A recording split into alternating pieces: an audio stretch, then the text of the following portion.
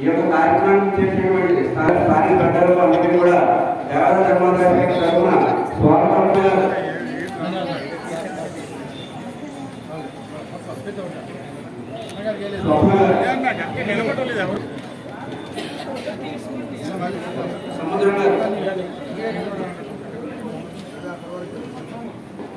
లక్ష్మీ మాత గారు లక్ష్మీ మాత రాణి గారు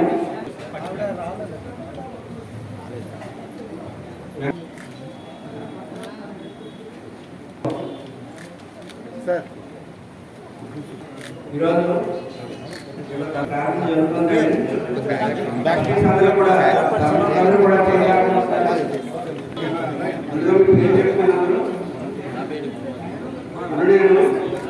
శ్రీ వెంకటేశ్వర ఆలయం ధర్మకర్తగా నా నియుక్త ధర్మము యోగ్యంగాను నమ్మకంగాను శక్తివంచిన శ్రీ వెంకటేశ్వర ఆలయం అలీపురంలో ధర్మకర్తగా లేక నేను ఆలోచించవలసిన మరి ఏ ఇతర విషయమైనాను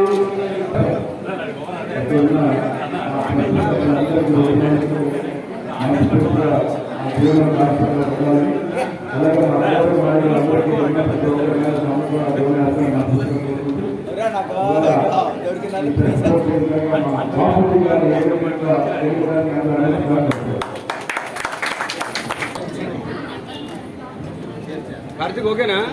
ఓకే.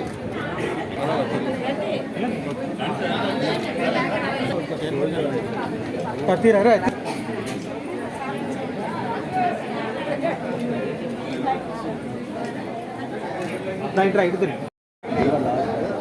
అందరు నమ్మకం ఉండాల అమ్మా ఇటు ఇటు అలాగే ఉండు లాస్ట్ మెంబరు కదలకండి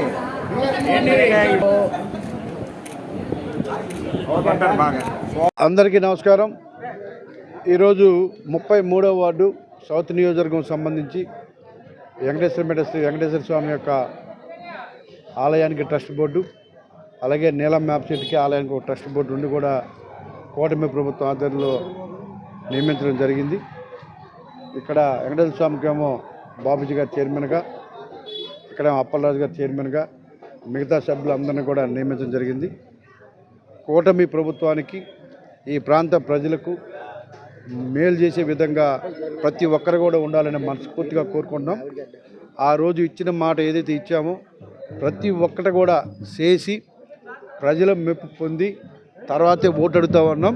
అదేవిధంగా మళ్ళీ చెప్తాం, ఇవాళ రోడ్లు కానీ ఒక ట్రస్ట్ బోర్డులు కానీ లేకపోతే ఏవైతే ఉన్నాయో అన్నింటినీ కూడా కంప్లీట్ చేసి రానున్న రోజుల్లో ఈ నియోజకవర్గం ఒక తిరుగులేని శక్తిగా 175లో ది బెస్ట్గా ఉంటుందని చెప్పేసి ఆ రోజు చెప్పాం. ఈరోజు అదేవిధంగా గౌరవ ముఖ్యమంత్రి గారి చేతుల మీదుగా అదే మాట కూడా అనిపించుకున్నాం. 175 ది బెస్ట్ అని కూడా ఆయన నోటితో చెప్పించుకున్నాం. రానున్న రోజులు ఇదే కంటిన్యూ చేస్తాం. ఎక్కడైతే గ్రీవెన్స్ ఉందో, ఎక్కడైతే ప్రాబ్లం ఉందో అక్కడ కూటమి నాయకులు ఉంటారు. కూటమి మాధ్యమంలో ఇచ్చిన ప్రతి మాటను కూడా నిలబెట్టుకుంటాం.